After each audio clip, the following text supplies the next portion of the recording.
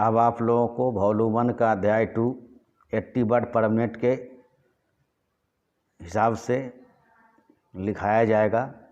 Ready start. सभापति महोदय, प्रतिदिन छोटी मोटी झड़पें होती रहती हैं। हमारी फौजें बड़े उत्साह से उनके मुकाबले में खड़ी हैं।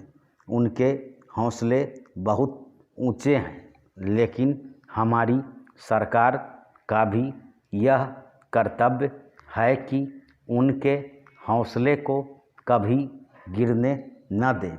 उन्हें हर तरह की सुविधा प्रदान की जाए जिससे उनका आत्मविश्वास बढ़े।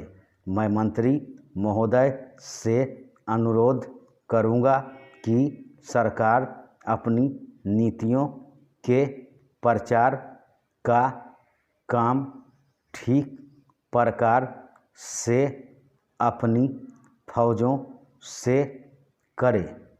उनको अच्छे अच्छे हथियार दे।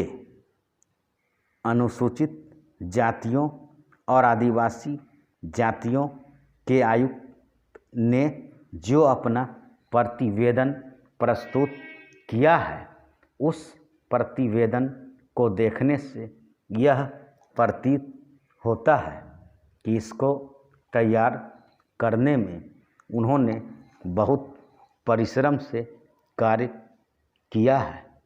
इसके लिए मैं उनको और उनके सहयोगियों को धन्यवाद देता हूं, परंतु साथ ही साथ इस प्रतिवेदन के संबंध में कुछ आवश्यक निवेदन भी करना चाहता हूं।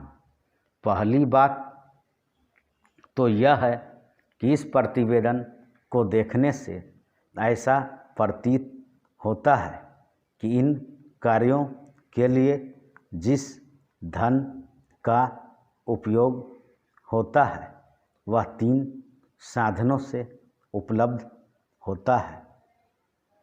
केंद्र सरकार द्वारा, राज्य सरकारों द्वारा और कुछ गैर सरकारी संस्थाओं द्वारा।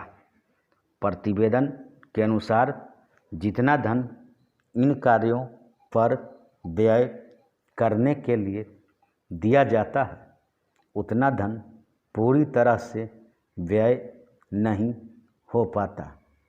मैं यह नहीं कह सकता कि आवश्यकता से अधिक धन दिया जाता है या कार्यकर्ताओं को वह धन प्राप्त ही नहीं होता, जिसके कारण से वह बिना खर्च हुए बच जाता है।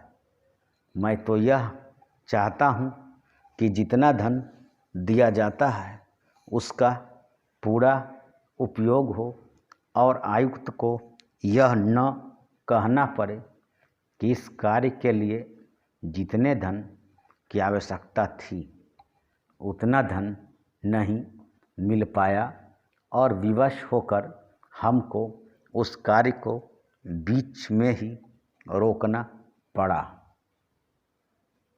जहाँ तक राज्य सरकारों का संबंध है, बहुत सी राज्य सरकारें अभी तक इस कार्य में असावधानी से काम ले रही है और इस कार्य को उपेक्षा की दृष्टि से देखती हैं।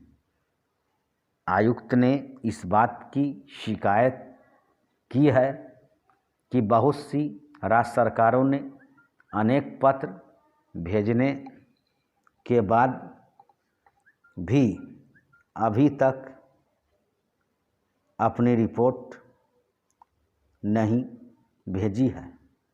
मैं चाहता हूं कि सरकार इस तरफ निष्ठापूर्वक ध्यान दे, राज्य सरकारों पर दबाव डाला जाए कि वे इस दायित्व के प्रति सचेत हों और आयुक्त को उनके कार्य में पूरा पूरा सहयोग प्रदान करें।